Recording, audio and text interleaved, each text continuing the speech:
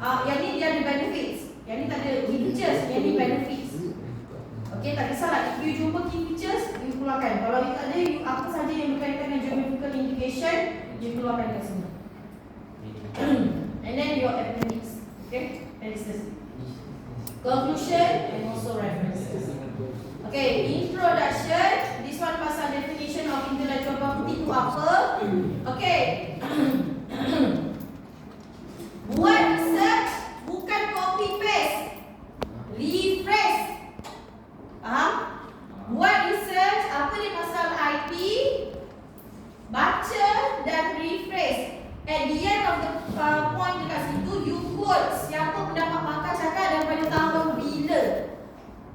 Okay. Make sure research awak adalah valid 5 years back. Maknanya daripada 2021 sehingga 2026. Okay. So itu adalah dia punya ni. Importance of intellectual property pun sama juga. Yang ni awak fahamkan apa the importance of IP itu. You buat ayat, you masuk dalam ni. Okay, this is the description of copyright. Cari masuk copyright itu apa, and then you buat rephrase ayat, you masuk dalam ni. Keluarkan key features, ada originality, duration, fair use dan sebagainya. You baca, and then you keluarkan ayat di dalam ni. Sertakan contoh. Jangan guna contoh yang sama. Orang punya yang ni individu kan? Sorry, group. Saya tak nak ada group yang sama. Kalau korang tak nak benda tu sama, korang ada personal group kan? Apa saya. So, you all masukkan, okay, aku ambil copyright, sekian. Supaya tak ada kawan lain yang guna. Kalau ada kawan lain yang guna, saya suruh buat balik semula. Okay? Sama juga. Copyright dari sudut cerita, copyright lagu, copyright macam-macam. Buku. Okay? Fotografi, gambar.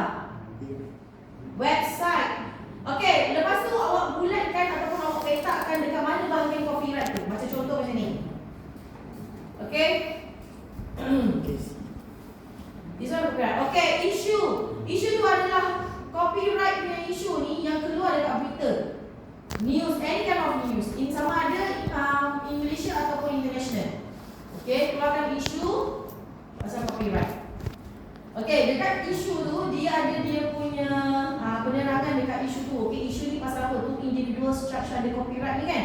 Kalau dia ada news tu, you baca, you tengok, and then you letak dekat dalam ni. Okay, benda yang keluar dekat news, kau jangan olah dia sampai masuk dia lain. Apa yang dekat news awak fahamkan, and then you masuk ke dalam. Okay? Okay, this one pun masuk dekat mail, Malay mail. Mesti ada tarikh. Ada akta-akta apa yang keluar. Akta-akta tu kau jangan suka-suka hati je. Okay, akta ni memang betul dia semua akta lah. Okay, this one for pattern. Key features pattern, sama juga. Examples of pattern. Okay, macam mana dia keluarkan ini benda. Macam mana dia keluarkan sesuatu pattern tau. Pattern, soalan energy. So, kalau pattern, korang akan dapat diagram yang macam ni. Kalau pattern.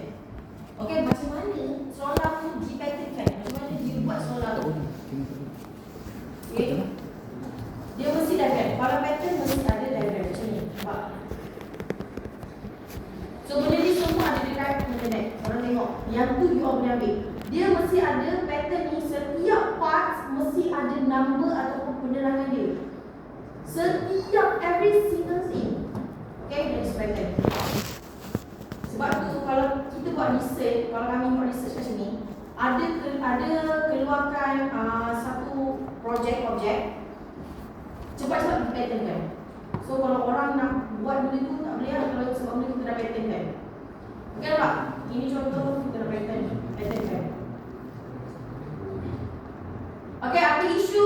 Isu pasal pattern yang keluar newspaper.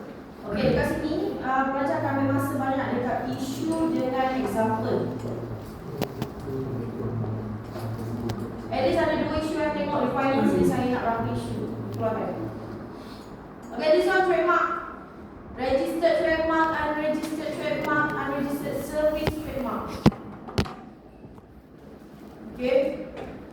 keluarkan functionality of the trademarks, key features of the trademarks.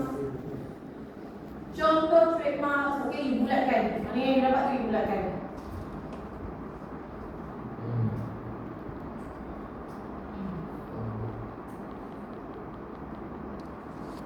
Okay, issue trademark.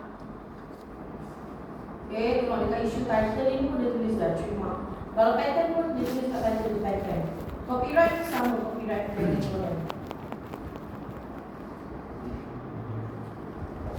Okay, ni industrial design, key features. Okay, so ini adalah contoh gambar dia untuk industrial design.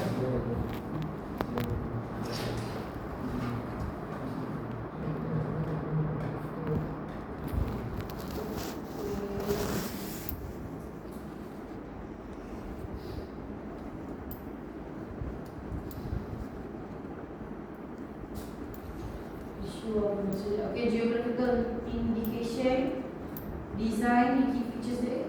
Key features. Design saya.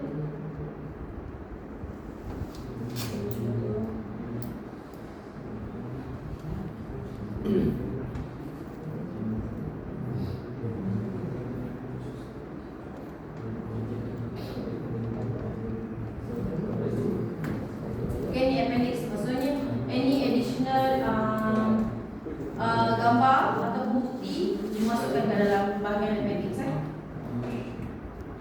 Masukkan ada research title kalau ada, okay, name of the journal dekat mana, macam ni name of the journal ni pasal intellectual property. Okay, siapa penulis, organisation dia siapa, year pada bila, negara mana dan apa dia punya joining. Okay, so itu adalah contoh appendix lah. Maknanya appendix about intellectual property yang tambahan. So semua tu masuk dalam appendix.